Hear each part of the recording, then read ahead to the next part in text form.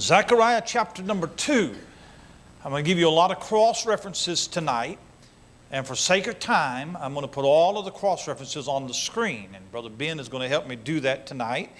And you just pay attention if you would. And here's my objective. Here's my objective tonight. I don't know what you know about Zechariah chapter 2. You may know everything there is to know about this chapter. But I want when we get done tonight, that you'll be able to walk out of here and say, I know what Zechariah 2 is all about. And the next time somebody says, hey, do you know anything about Zechariah 2? You can say, well, in fact, I do. And the next time that you read Zechariah chapter 2 in your Bible reading, I want you to be able to say, I know what that chapter is about. It's a wonderful chapter. Zechariah 2, verse number 1, I lifted up mine eyes again and looked, and behold, a man with a measuring line in his hand. Then said I, whither goest thou? And he said unto me, to measure Jerusalem, to see what is the breadth thereof, and what is the length thereof. And behold, the angel that talked with me went forth, and another angel went out to meet him, and said unto him, run, speak to this young man. By the way, the Book of Mormon believes, or the Mormon church believes, that that young man right there is Joseph Smith, and the angel that speaks to him is Moroni, and this is where he's going to give him the golden tablets that has the Book of Mormon, or the Book of Mormon. Anyway, I actually didn't mean to say that, but it works. Say to him, run, speak to this young man, saying, Jerusalem shall be inhabited as towns without walls for the multitude of men and cattle therein.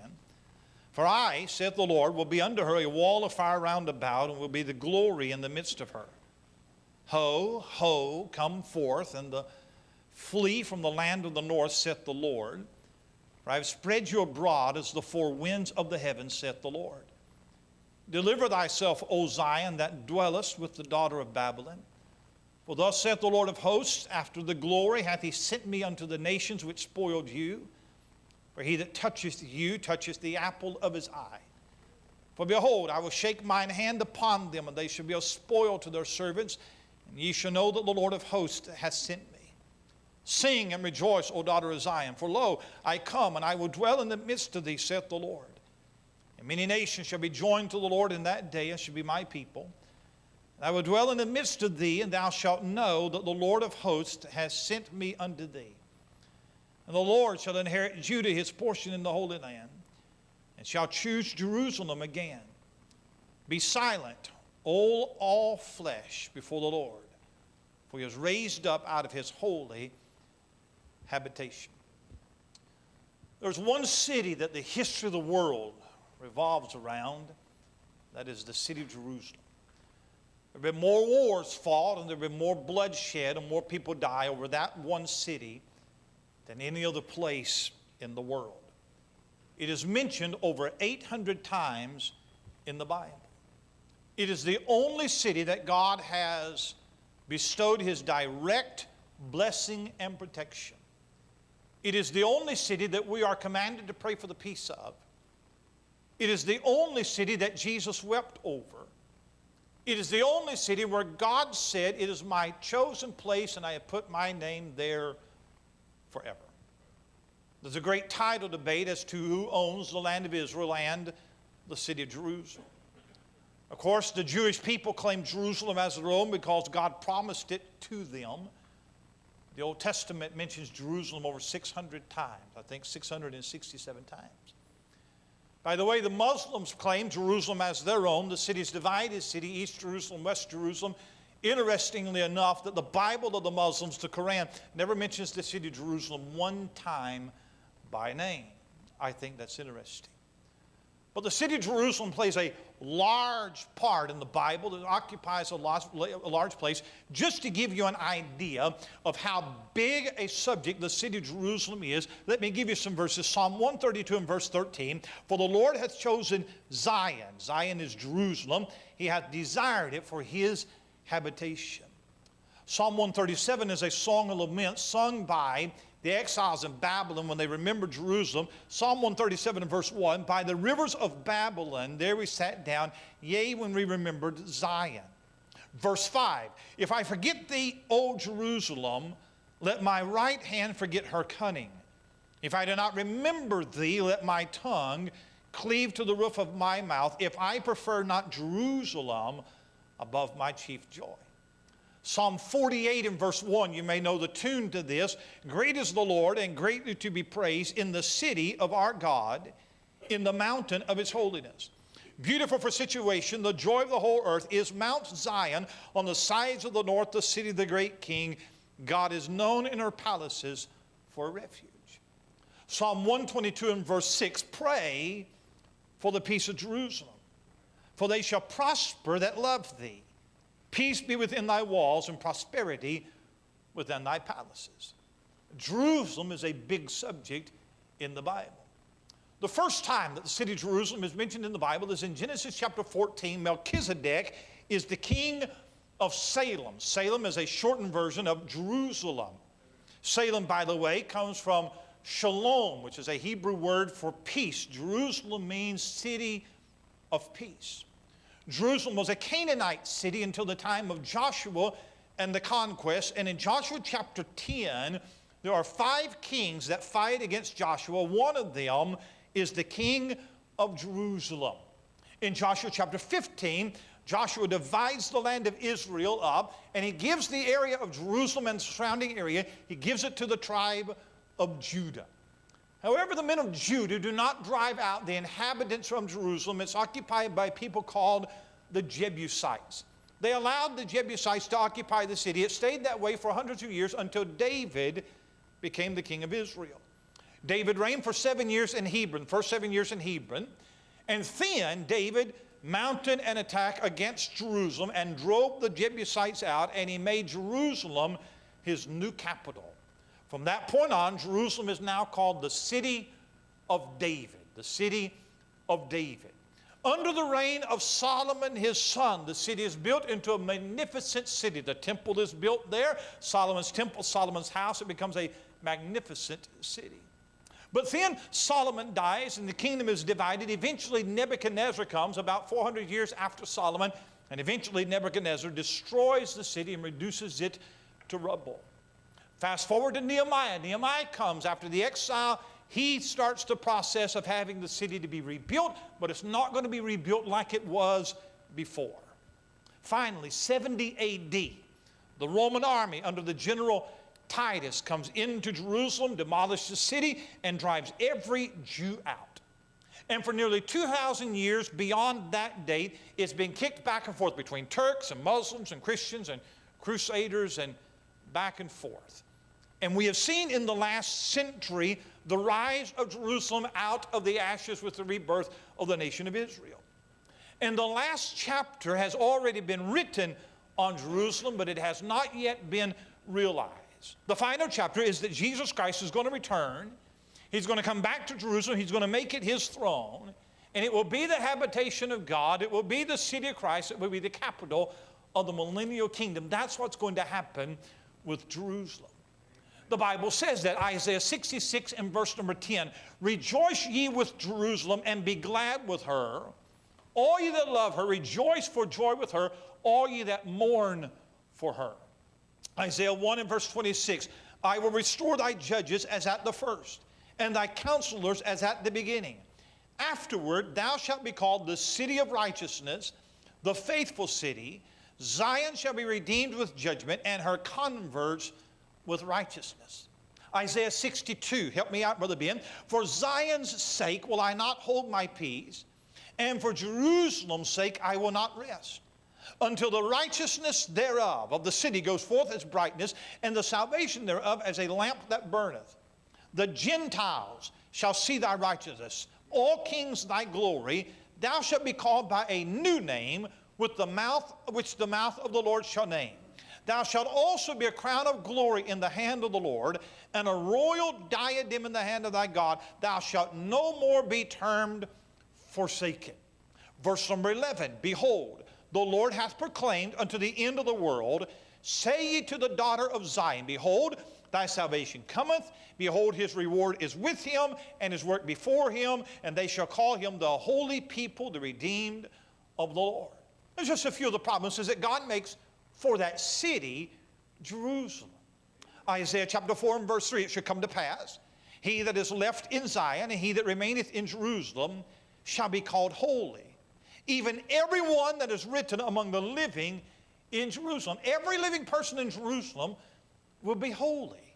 When the Lord shall have washed away the filth of the daughters of Zion, and shall have purged the blood of Jerusalem from the midst thereof by the spirit of judgment and by the spirit of burning, and the Lord will create upon every dwelling place of Mount Zion and upon her assemblies a cloud and smoke by day, and the shining of a flaming fire by night, for upon all the glory shall be a defense. Now that's an amazing passage.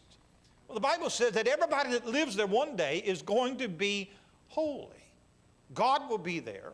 The Shekinah glory of God will be there, just like it was in the wilderness. It'll be a righteous city. And when God cleanses the city, it will become everything that God ever intended for it to be.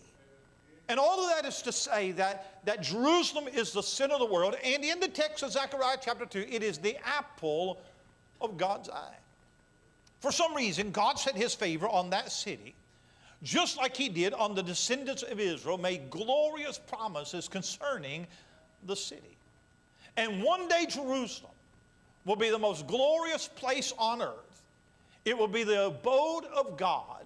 It will be the place where Christ will rule the earth from. It will be the mightiest kingdom. It'll be a city of peace. It'll be a holy city. It'll be a righteous city. Every inhabitant is holy. A place where only God will be worshiped. Now I tell you, that's a wonderful thing. And that is the message of Zechariah chapter 2.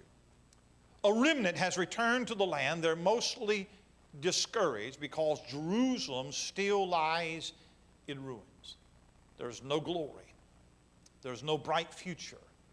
There is no transcendency. There is no splendor in Jerusalem.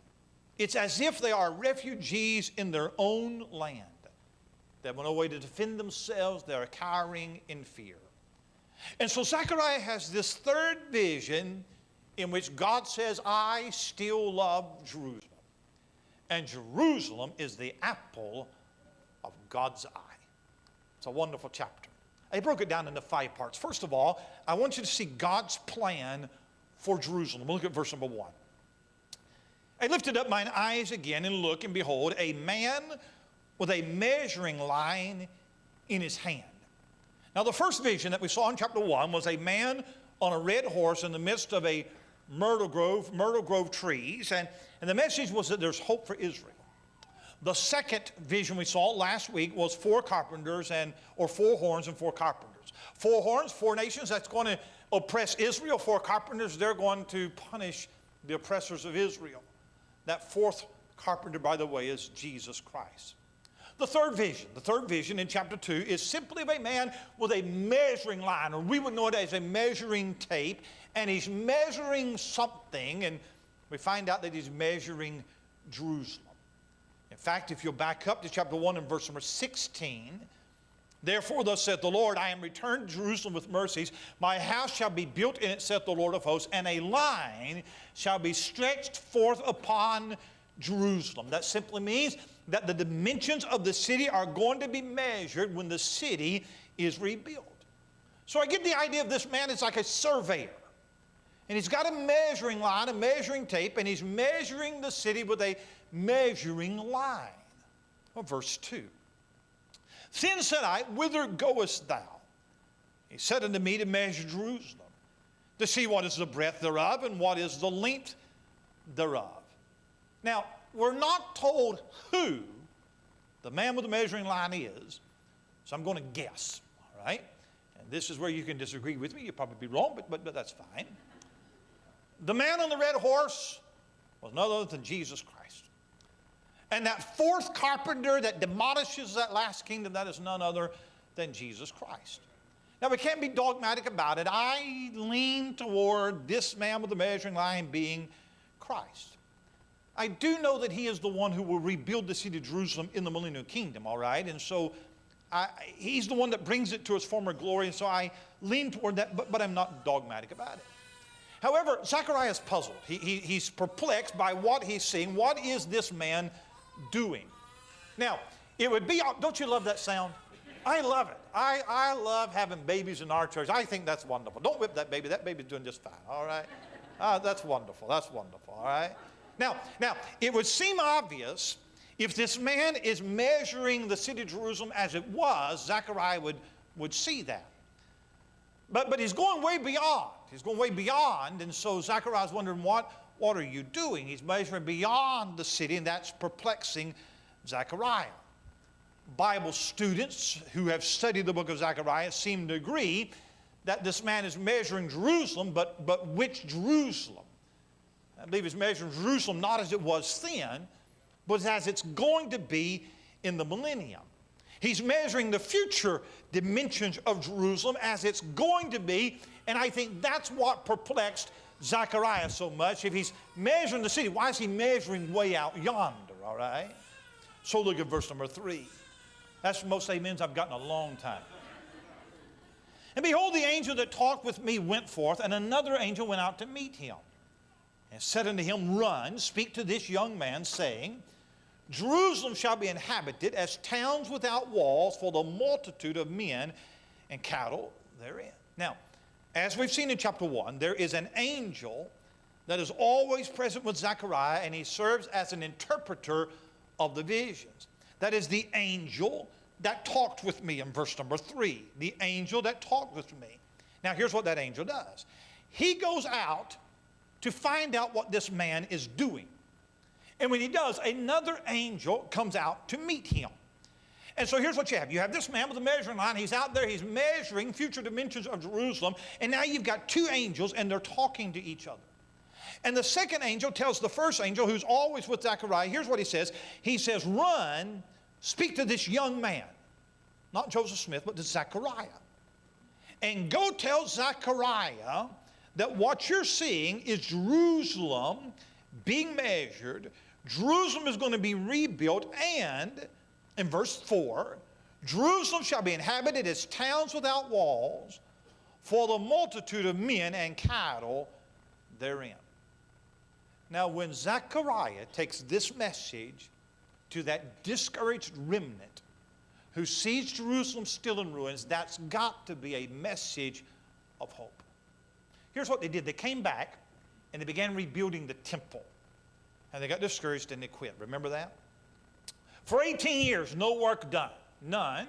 And then Haggai comes in just a couple of months before this, preaches revival. They get stirred up, start rebuilding the temple.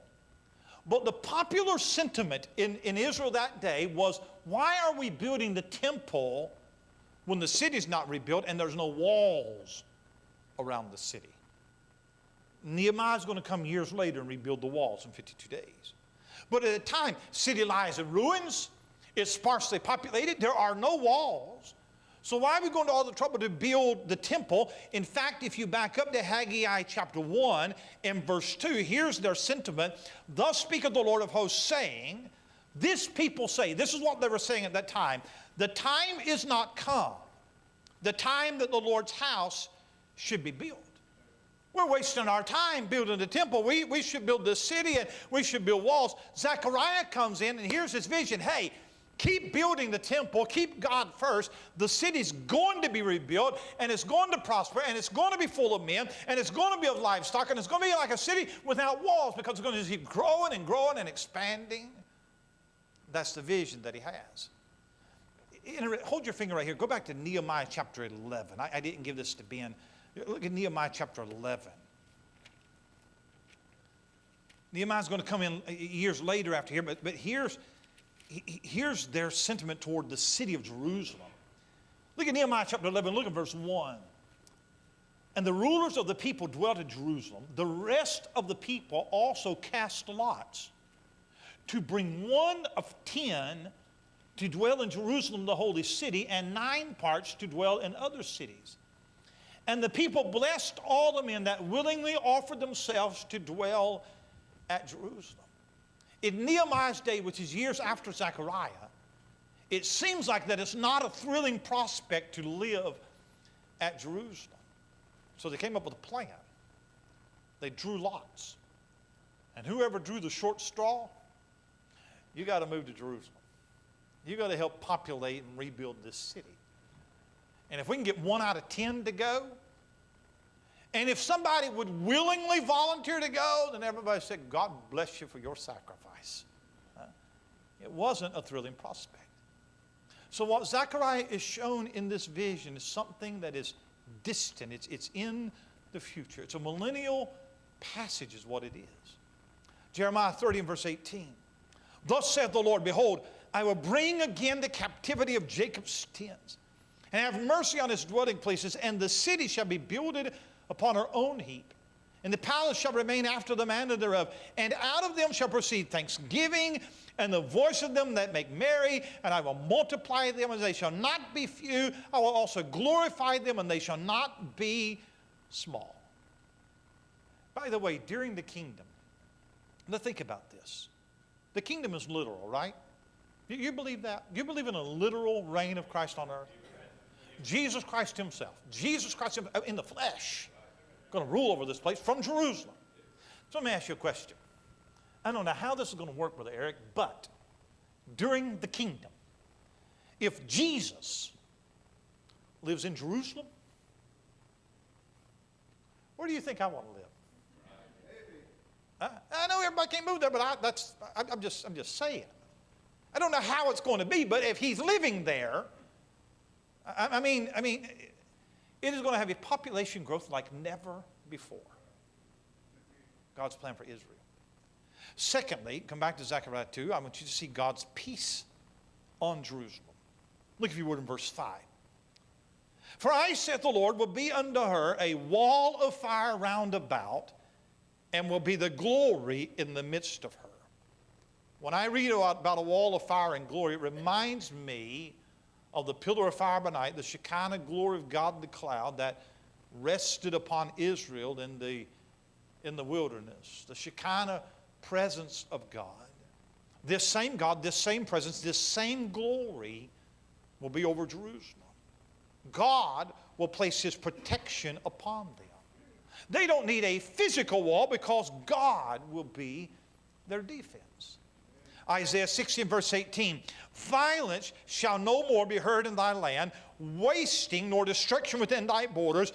Thou shalt call thy walls salvation, and thy gates praise. The sun shall be no more thy light by day, neither for brightness shall the moon give light unto thee, but the Lord shall be unto thee an everlasting light, and thy God thy glory. You know, during its long history that Jerusalem has been ransacked more times than any other city in the history of the world. It has been destroyed twice. It has been captured and recaptured over 40 times in the history of the city. One historian said, and he wasn't a Christian, one historian said that there have been 118 conflicts over the city in its history. And the final one is coming during the tribulation. That's the war of all wars. It is called a city of peace. It has had anything but peace.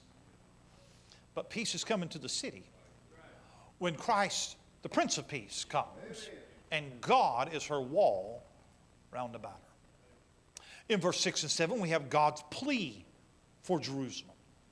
Ho, ho, come forth, and flee from the land of the north, saith the Lord, for I have spread you abroad as the four winds of the heavens, saith the Lord. Deliver thyself, O Zion, thou that dwellest with the daughter of Babylon. I believe what's happening in verse 6 and 7, I believe that is God is calling out to the nation of Israel that are scattered to come back to Jerusalem. Now, nearly every commentator says in verse 6, when he says flee from the land of the north, nearly every commentator says that's talking about Babylon. He's talking about the exiles who didn't come back with that first couple of returns. So he's calling for them to come back. Here is the problem. Babylon was not to the north of Israel. Babylon is to the south, or the southeast of Israel, really. So the way that you get around that is say, well, they're from the south, but they attacked from the north. And that is true. They would come around and they would attack from the north. So to Israel, they would be from the north. I hate explaining away verses. I really do. And it doesn't make a lot of sense, so I think that I have a better interpretation. What was north of Judah is the 10 scattered tribes. And I believe that verse 6, he's calling to them, I haven't forgotten about you. They've been conquered by the Assyrians. They've been dispersed. Everybody calls them the 10 lost tribes, not lost to God. God knows who they are. And I believe God's telling them, I haven't forgotten about you. Verse 7, because he says, I've spread you abroad as the four winds of the heaven that would fit. Verse 7, I believe he's calling the remnant that dwelt with the daughter of Babylon to come back home. That's what I believe he's doing. So here's what's happening. God is inviting his people to come back to the city and enjoy the blessings that's going to be in the city. Come back and identify with the city. Hey, come out of Babylon, come out of the world system and leave that behind, that world system that's going to be dominated by Antichrist. Come out of the place of bondage and come home to Jerusalem. God's plea to Jerusalem. In verse 8 and 9, you have God's protection of Jerusalem. For thus saith the Lord of hosts, after the glory hath he sent me unto the nations which spoiled you. For he that toucheth you toucheth the apple of his eye. For behold, I will shake mine hand upon them. They shall be a spoil to their servants. And ye shall know that the Lord of hosts has sent me. I believe what it's saying is that God the Father is going to send God the Son back down here. And he's going to shake the nations that spoiled Israel. And the reason he's going to do that is for his own glory. You read Matthew, well, you read about the judgment of the sheep and the goats. And I believe those goat nations are the nations that have mistreated Israel. I believe that in the judgment of the nations, God will judge nations based on how they treated Israel. You look at America, with everything that goes on in America with abortion and gay marriages, and I mean, all of the cultural and social and moral ills that's wrong with America. And why has God still blessed America? I'll tell you why. It's because we've been the friend of Israel. I believe that God honors that. I'll bless them that bless thee and curse them that curse thee. I believe that with all of my heart. I think we saw probably one of the most despicable things I've ever seen in my life this past week. When they had that shooting in Texas, that guy last Sunday came into that church, I think 26 or 27 people killed. And, of course, people sending out tweets and everything of support. Pray for those folks. And left-wing liberal nuts going on and saying, pray for them. They were in church praying. Prayer didn't help them, and mocking them for being in church. And I think one of the most despicable things that I've ever seen. And I think that in like manner, God is mocked. Look, hey, if he's the friend of Israel, look how Israel has been treated. And for all of this talk about it being God's city and he's going to protect it, well, where has he been? But I tell you that when Jesus Christ comes back and he judges the nations and exalts Jerusalem, God will be glorified. And he calls Jerusalem the apple of his eye. Commonly thought the apple of the eye is referring to the pupil of your eye. And I think this is what God's saying. That when you mess with Jerusalem, you are sticking your finger in my eye. That's what you're doing. Your eye is the most sensitive part of your body. And it doesn't take much to irritate your eye. And I believe that God is saying that you are poking me in my eye, and I'm going to do something about it. Amen. When you poke Israel, you're poking the apple of God's eye. And verse number 10, you have God's presence in Jerusalem. Sing and rejoice, O daughter of Zion, for lo, I come, and I will dwell in the midst of thee, saith the Lord. Many nations shall be joined to the Lord in that day, and shall be my people, and I will dwell in the midst of thee, and thou shalt know that the Lord of hosts hath sent me unto thee. And the Lord shall inherit Judah, his portion in the Holy Land, and shall choose Jerusalem again. God's going to be there. In the presence of Jesus Christ, God will abide there. Makes me think of how they treated him in Jerusalem last time he was there. But I tell you, you would think that the way they treated him, that he would join him with the enemies of Israel, but God will abide there in the person of Christ. And many people are going to come to Jerusalem, and they're going to want to be there because it's going to be so prosperous and so peaceful and so glorious. And Israel will be a channel of salvation for the Gentile nations as they were supposed to be in the beginning. Jerusalem will be a holy place. By the way, verse 12, the Lord shall inherit Judah, his portion in the Holy Land. It's the only place in your Bible you read those two words, Holy Land. It's the only place right there. It never has been a holy land, but one day it will be. And then in verse number 13, be silent, O all flesh, before the Lord, for he is raised up out of his holy habitation. All you haters and skeptics and liberals and deniers, be silent. Because Psalm 122 says that the God that keeps Israel neither slumbers nor sleeps. God's watching over Israel, and he's taking note of her enemies, and one day he's going to send his son, and he's going to gather the armies of the world, and he's going to destroy them in the battle of Armageddon, and he's going to ride through the eastern gate, and he's going to march in Jerusalem as their king, their mighty conqueror, and everything that you read about tonight will literally become true about Jerusalem. 1947, the year before Israel became an independent state, the United Nations passed Resolution 181, which declared that Jerusalem must remain an international city. Israel was forbidden to make Jerusalem their capital. There is no nation today that recognizes Jerusalem as the capital of Israel. The United States Embassy, it's not in Jerusalem, it's in Tel Aviv. They recognize that as the capital. The liberal news media all around the world never recognizes Jerusalem as the capital of Israel. The Vatican, there are a number of resolutions that the Vatican has made claiming international guarantees to Jerusalem, that it belongs to Jews and Palestinians. One of the biggest lies that the liberal anti-Semitic press news media has ever perpetuated is the hoax of the Palestinians.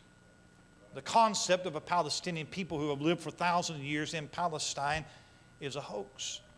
There is no people in the Bible ever called Palestinians.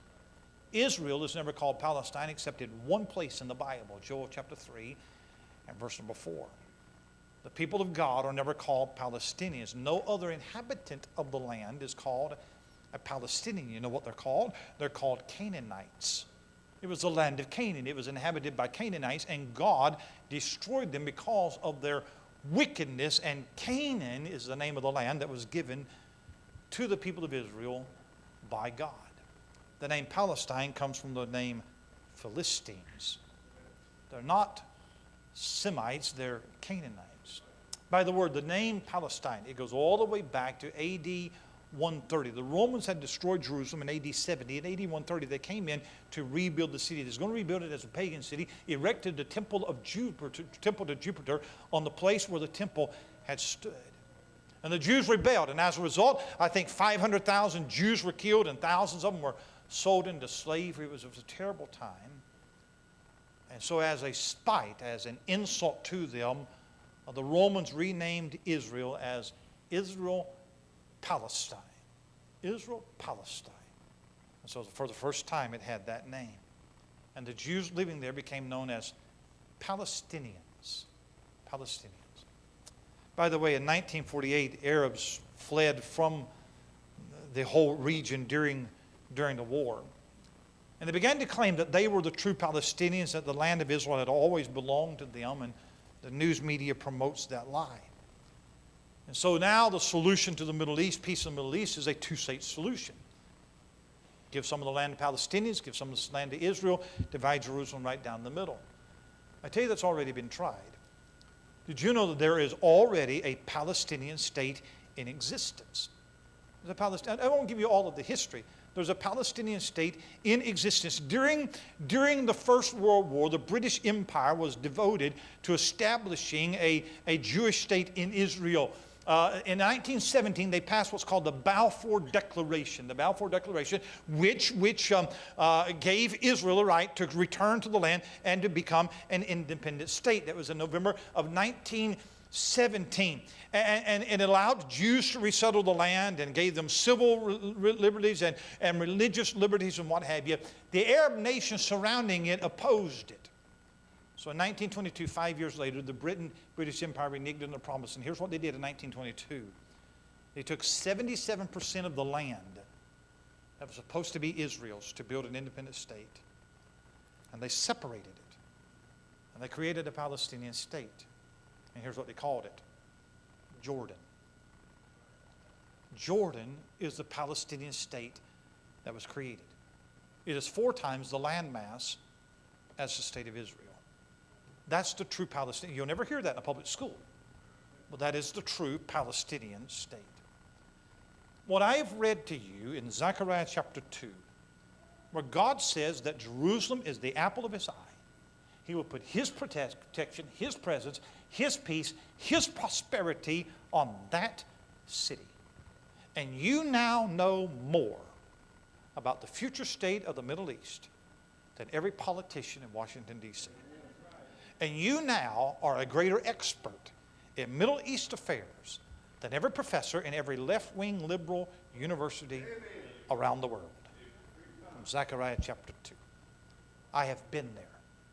It was the thrill of my life. And I got to stand at the Mount of Olives. Brother, you've been there, I believe. Mount of Olives. You look at the Mount of Olives, look down over that valley at the eastern gate. And I stood there and thought, one day Christ is going to land on this mountain. He's going to go down that valley, and he's going to go through that gate. What a thrill. What a thrill. 5 years later, the Britain